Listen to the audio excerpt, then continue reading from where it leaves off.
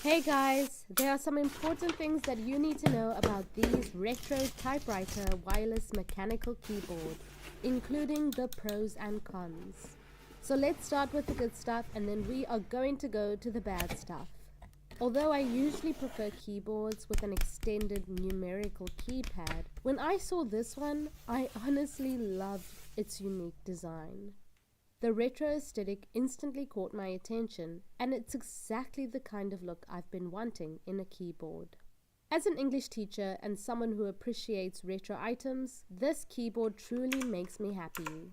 The keys light up, or you can choose to turn them off using the lever on the left side, giving you the flexibility to make it look modern or old-fashioned, depending on your preference. The carriage knob for controlling the sound is another feature I love. I honestly love how practical and easy it is to use. No more hunting for the volume control, just a simple turn and I'm good to go. It's a small touch, but it makes a big difference in everyday use. As for the typing experience, well, it's a bit harder to type on than a regular computer keyboard. After a little practice, I got used to the difference in key sizes and shapes. Now the clicky keys actually help me type faster, which was a pleasant surprise. One thing I don't like is the absence of a numpad.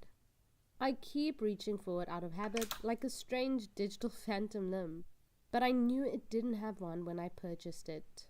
While I can manage without it, I would love to see a numpad included in future versions.